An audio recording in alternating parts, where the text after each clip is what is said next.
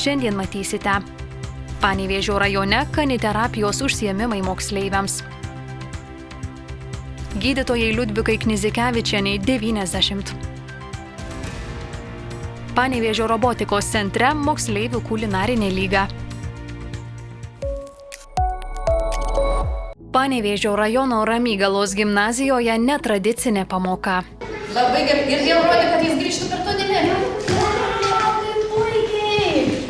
Gerai. O jei tiksliau, tai kaniterapijos užsiėmimas. Projekto, kuriuo siekiama pagerinti vaikų turinčių specialiųjų poreikių emocinę gerovę dalis. Šunys yra labai geri motivatoriai, todėl kad yra įdomiau, geriau ir šuo yra ir kaip palaikantis asmuo, kuris neteisia, nevertina, šuo priima tave besąlygiškai. Jam visiškai nesvarbu, kokiu greičiu tu bėgi, visiškai nesvarbu, ar tu taisyklingai darai pritupimus, ta prasme, šuniui vertinga ta veikla kartu. Kaniterapeutė sako, keturkojai padeda pačiose įvairiausiose srityse, nuo fizinės gerovės iki skaitymo pamokų. Galima šunis naudoti sportui, ar ne, tai motivacijai, ar ne, teisingai atlikti pratimus. Turiu kolegę kineziterapeutę, kuri naudoja būtent laikysenos korekcijoms visokioms. Šuo gali padėti mokytis skaityti. Mes būtent šičia gerinam vaikų emocinę savijautą. Per darbą kartu, per sėkmingą darbą kartu su šunimis. Kadangi vaikai yra nedideli, aktyvūs, tai mano kaniterapijos planas yra būtent per sportą, per uždavinius, per tai, kad jiem pavyksta ir jie dirba kaip komanda ir kiekvieną narį ar ne komandos pasianalizavus, aš skatinu arba raminu per šunis skirtingais būdais. Gimnazijos vadovybė teigia, kad tokia pagalba mokyklai yra labai svarbi, o poreikis didžiulis. Visos mokyklos paeiliui eina. Tai dabar atėjo mūsų, kadangi mes daug turim mokinių, kurie turi ypatingų, tai yra specialiųjų poreikių. Visi, aišku, jie skirtingi. Tokių vaikų mes turim 53, projekte dalyvauja 45. Čia su kaniterapijos, su šuniukais dirba vaikai, kurie turi elgesio ir emocijų sutrikimų. Tai yra nerimo, dėmesio nesukaupę, arba per daug energingi, arba visiškai tylus, vaikai autistiški. Tai būtent, kad išmoktų susikaupti, kad nebūtų triukšmo, išmoktų įsiminti, patirtų sėkmę. Tai va šita grupė, nes yra kitos veiklos, kuriuose dalyvauja kiti vaikai. Moksleiviai užsiėmimų laukia su nekantrumu. Kiekvienos dienos laukia antradienio, kad galėtų būti užsiėmimai su šuniukais.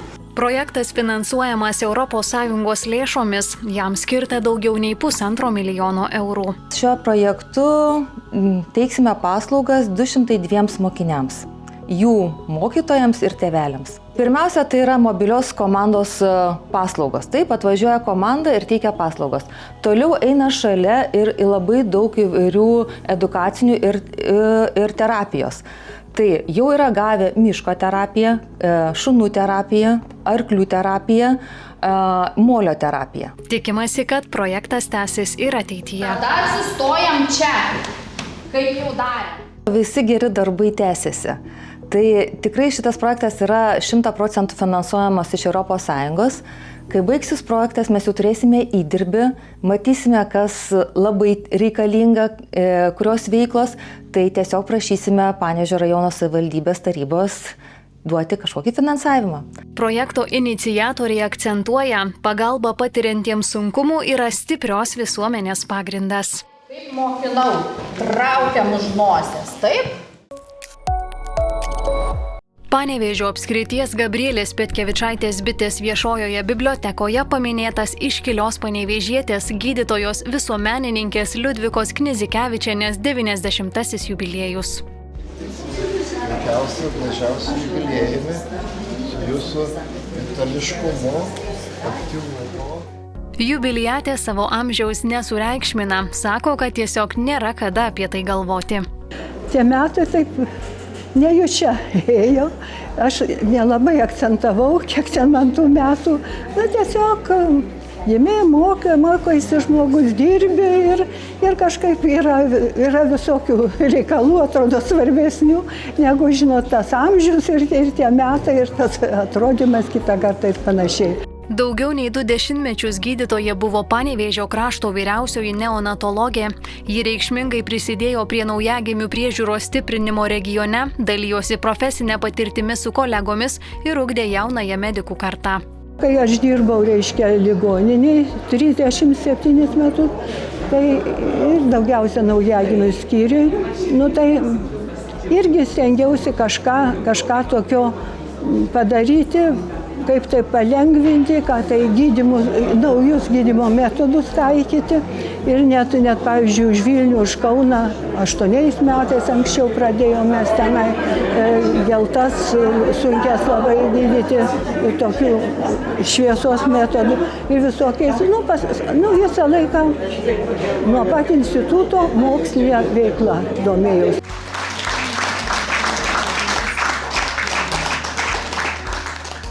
Aš žaviuosi ją. Tokie turi būti visi gydytojai ir ne tik gydytojai. Ir eilinis buhalteris, dirbantis valstybinė įstaiga, turi būti toks kaip jį. Stengtis kaip galima daugiau padaryti, teisingai padaryti, jeigu yra kažkokia dūmais padengta ar įvykis, ar inscenizacija, ar kas, tyrinėti iki dugno, kol surandi, kas iš tikrųjų ir kaip, kodėl ir kaip atsitiko. Panevėžio medicinos istorija gerbiama Liudvika yra ištyrinėjus profesionaliai. Renginyje pagerbta gydytojos profesinė ir visuomeninė veikla. Man, aišku, labiausiai imponuoja jos tie istorijos tyrimai. Ir yra padaręs tokių įdomių dalykėlių, yra iškėlus hipotezę apie Panevėžio įkūrimo, kitą teoriją, kitą versiją turi. Nėra labai ten patvirtinta, bet tokia pasižymi originaliu mąstymu. Nuo 1998 metų ji vadovavo Lietuvos moterų lygos Panevėžio skyriui. Mes džiaugiamės, kad Liudvika Knizikevičienė moterų lygą įkūrė Panevėžyje ir ją tai moterų lygai vadovavo, parašė knygą ir tiesiog jin tada paprašė, kad aš tęsčiau kaip pirmininkė tą veiklą. Ir kai buvo karantinas, mes šventėm jos 85-metį. Tai darėm tada Petro Povilo bažnyčioje ir visi su kaukėm ir ten nebuvo tokio atviro šilto bendravimo, kaip dabar matau, kad žmonės atvyko labai gausiai jos pasveikinti. Už nuopelnus Lietuvai ir visuomeniai 2013-aisiais gydytoja apdovanota Gabrielės Petkevičaitės Bitės atminimo medaliu Tarnaukite Lietuvai bei 2018-aisiais Lietuvos didžiojo kunigaikščio Gedimino ordinu. Bibliotekoje saugomas gydytojos rankraščių fondas, liudijantis jos ilgametį indėlį į medicinos, kultūros ir visuomeninį gyvenimą.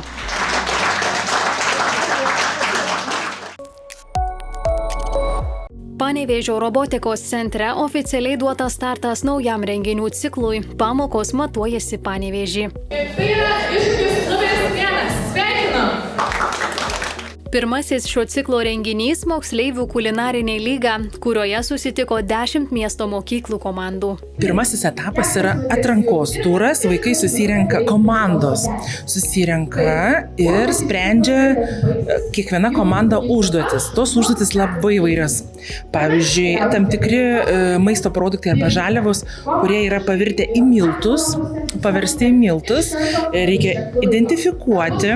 Kitos užduotis susijusios atpažinti, matant daržovę arba vaisių ir tiesiog identifikuoti, sakykime, čia kalio daug koncentracijos, čia kito mineralo daug, dar kažko. tokia savotiška pažintis yra į maisto gastro pasaulį. Per lytėjimą, per matymą, per komandinį mąstymą. Išmėginti žinias ir jusles mokiniams tapo įdomiu iššūkiu. Įdomiausia užduotis buvo, kai reikia paliesti daiktą ir atspėti. Man labiausiai patiko ta užduotis, kuri reikėjo uostyti visokius prieskonius, nes tokie specifiški kvapai ir labai įdomu kažką atpažinti naują. Į kulinarinę lygą susirinko įvairiausi kūrėjai, nuo užtikrintų būsimų šefų iki tų, kurie su puodais dar tik bando susidraugauti. Man šiaip labai patinka kažką gaminti, tai gal dėl to aš ir pasiryžau čia dalyvauti. Kaip čia pasakius, aš mėgstu gaminti, bet maistas nemėgsta manęs. Neišeina niekad man nieks. Svarbiausia, visus vienijo azartas. Mes kaip visada tikimės laimėti. Tikimės, kad nors į top 6 pateksim. Į antrąjį etapą keliauja tik 6 komandos. Sekantis etapas, jau kai 6 komandos bus atrinktos, jos trauks iššūkius, kurios suformavo restoranai ir kavinės. Ir tuo metu 2 mėnesius spres juos, galvos, kokį atsakymą pateikti komisijai. Tai atsakymas, aišku, bus lėkštėje arba puode, kaip sugalvos moksleiviai. Ir tada finalinėme etape komisija jau vertins skonį, pateikimą, vizualinę išvaizdą, prezentaciją kiekvienos komandos. Komandos ne tik varžėsi dėl patekimo į finalą, bet ir priėmė realius vietos verslo atstovų parengtus gastronominius iššūkius. Duosim tokią užduotį vaikams sukurti Panevėžyje japonišką zen maisto stotelę, kurioje būtų tik tai vienas patiekalas, bet kame slypi visas įdomumas šitos užduoties reklamai, bus skirtas 0 eurų biudžetas įsivaizduojamas ir kad kaip turėtų vaikai pateikti tą stotelę taip, kad ją patys žmonės išreklamuotų per socialinius tinklus. Mano darbo vieta, visa veikla yra Kaiserlingų buvusiame dvare. Kaiserlingai buvo vokiečiai, Staniūnų dvarą jie valdė. Tai iššūkis toks, Kaiserlingų virtuvė. Suvalgoma istorija, kad vaikai paieškotų, kas dominavo lietuviškoje, vokiškoje virtuvėje. Projekto populiarumas pranoko visus lūkesčius. Mokytojai pripažįsta, norinčiųjų tiek, kad tenka organizuoti atrankas. Jeigu šiaip į mokinius į renginius reikia kviesti, tai buvo tiek norinčių dalyvauti, kad jau mokyklos mastu susirinko 15 komandų. Ir iš tų komandų viena keliavo į atrankinį turą čia būtent. Šiais metais, pasidėjus naujiems mokslo metams, vaikai jau klausia, o kada bus mokykloje šitas renginys? Viena svarbiausių šio projekto misijų – sugrąžinti prestižą gastronomijos srities profesijoms ir parodyti moksleiviams, kad šiandienos virtuvė yra moderni erdvė saviraiškai bei ambicingai ateities karjerai. Gastro profesijos tokios pakankamai paraštėse, devalvuotos, bet iš tikrųjų mokiniai, tai jie kūrė iš smalsumo, jie virtuvėje būna, dalyvauja ir erdvės daugiau nori, nes dabar jie kūrė virtuviai, o po kokių kelių metų jie kurs restoranus, kurs maitinimo įstaigas, dalyvaus gastro projektuose, tai kodėlgi ne dabar.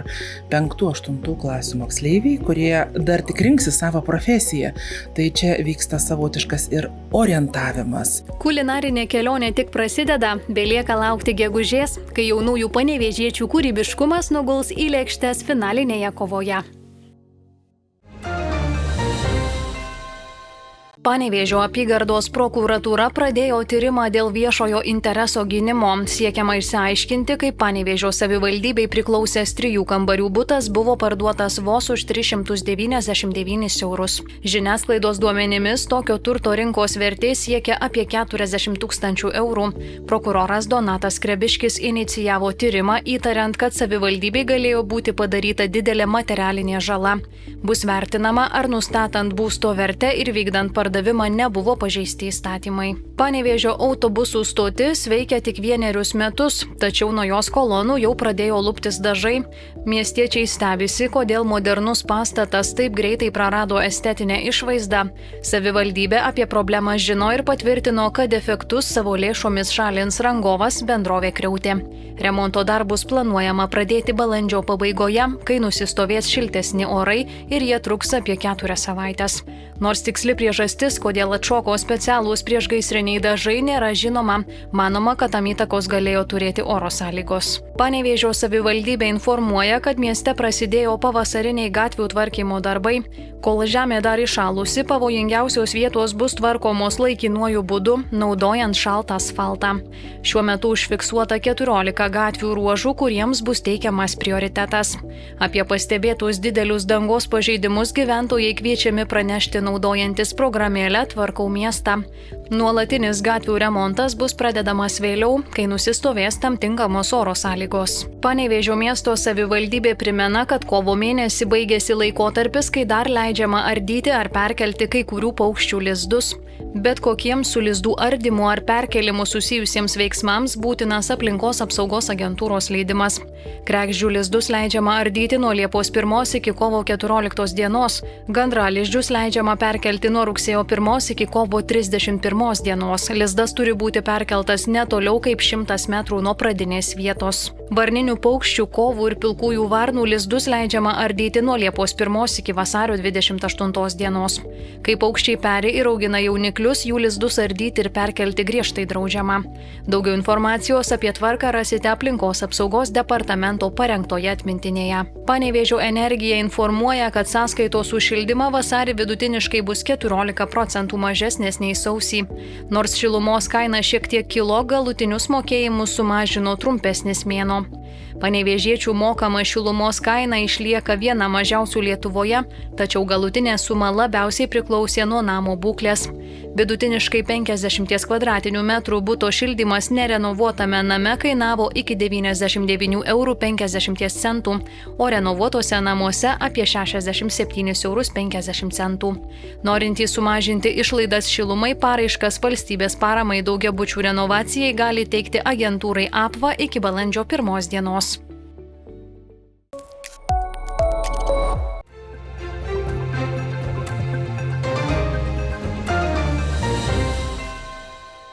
Jau rytoj penktadienį, kovo 13 dieną, jūsų laukia vienintelio Panevėžio rajono laikraščio Tėvynė numeris. Kaip ir kiekvieną savaitę, skaitytojai Tėvynėje ras aktualių straipsnių, nuotaikingų istorijų, laisvalaikio skaitinių ir kitos naudingos informacijos. Tiltagaliuose gyvenanti Renata Kopustienė jau daugiau kaip 30 metus aktyviai prisideda prie vietos bendruomenės kultūrinio gyvenimo. Į šį Panevėžio rajono kaimą jį atvyko jaunystėje, o laikui bėgant tapo viena svarbiausių bendruomenės veiklų organizatorių. Pavasaris daugeliui daržininkų reiškia naujo sezono pradžią, tačiau specialistai primena, kad skubėti sėti kai kurias daržoves nereikėtų. Laikraštyje patarimai, kada tinkamiausias metas sėti pomidorų ir arbūzų sėklas, kaip prižiūrėti daigus ir kokias klaidas dažniausiai daro pradedantieji. Panevėžio rajone daugiau dėmesio skiriama mokinių geroviai. Savivaldybė ieško naujų būdų, kaip padėti vaikams susiduriantiems su mokymosi ar emociniais sunkumais. Laikraštyje pristatomas Panevėžio rajono jaunasis sportininkas Augustas Čepelė, kurio rezultatai sulaukė dėmesio. Straipsnyje apie treniruotes, tikslus ir motyvaciją. Naujame numeryje pasakojama ir apie rajono bendruomenių veiklą, renginius, iniciatyvas bei projektus, kurie telkia gyventojus ir skatina aktyvų kaimo gyvenimą. Bendruomenių lyderiai dalyjasi patirtimi ir idėjomis, kaip stiprinti vietos žmonių tarpusavio ryšius. Artėjant pavasario darbams, laikraštyje praktiniai patarimai sodininkams ir daržininkams.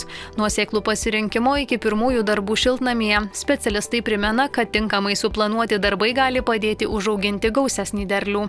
Kaip ir įprasta Tėvynėje, įvairūs patarimai, TV programa visai savaitei, kryžiažodis ir dar daugiau aktualijų, straipsnių bei naujienų iš Panevėžio rajono.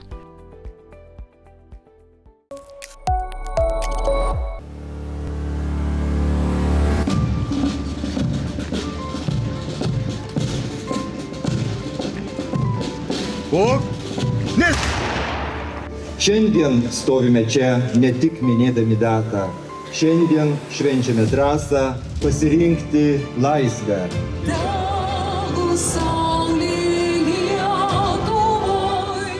Laisvė tai gyvas žmonių pasitikėjimas savo valstybę. Kol tas pasitikėjimas gyvas, gyva Lietuva. Lietuva buvo paskelbta kovo 11 dieną kitokia. Kažkas tai naujo.